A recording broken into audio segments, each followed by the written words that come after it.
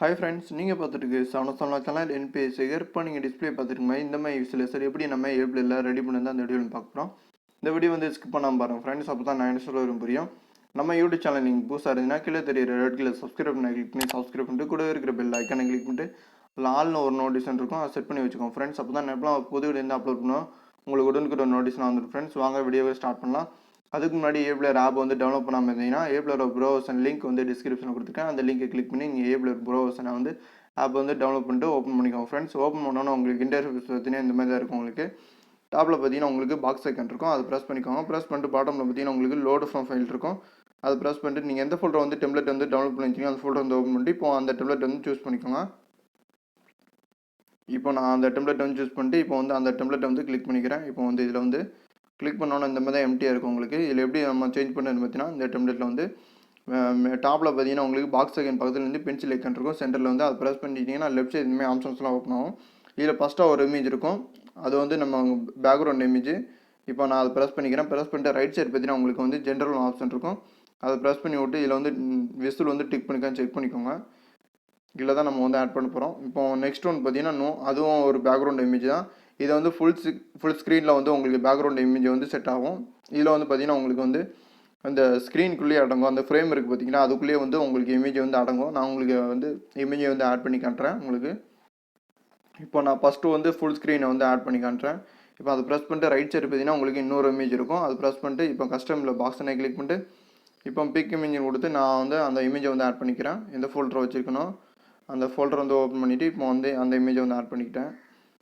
Okay friends, இப்போ பார்த்தீங்கன்னா உங்களுக்கு தெரியும் ஃபுல்லாக வந்து ஸ்க்ரீனில் வந்து இந்த மாதிரி வந்து ஆட் ஆயிரும் உங்களுக்கு. இப்போ வந்து நான் அந்த இமேஜில் வந்து நான் ஆட் பண்ணுறேன் அதே இமேஜை வந்து.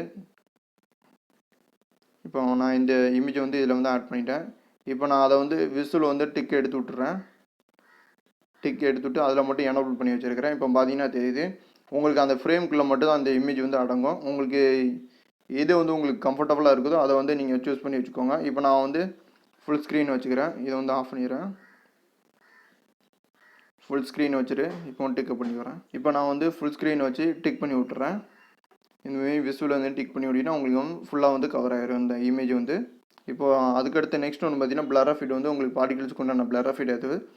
இப்போ காம்பஷன் ஒன்றில் பார்த்தீங்கன்னா உங்களுக்கு வந்து ஒரு 3 வித இமேஜ் கொடுத்துருக்காங்க. ஃபஸ்ட்டு ஒரு இமேஜ் பார்த்தீங்கன்னா உங்களுக்கு வந்து ஃப்ரேம் வந்து நீங்கள் ஆட் பண்ணுறதுக்கான இமேஜ் தான்.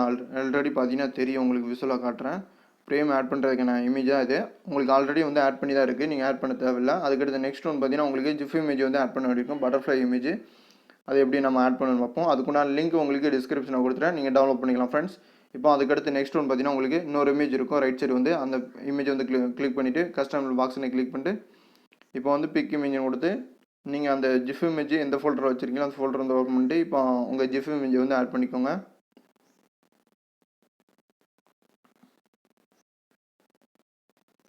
ஓகே ஃப்ரெண்ட்ஸ், இப்போ வந்து ஜிஃப் இமேஜை வந்து ஆட் பண்ணியாச்சு, பட்டர்ஃப்ளை இமேஜ்.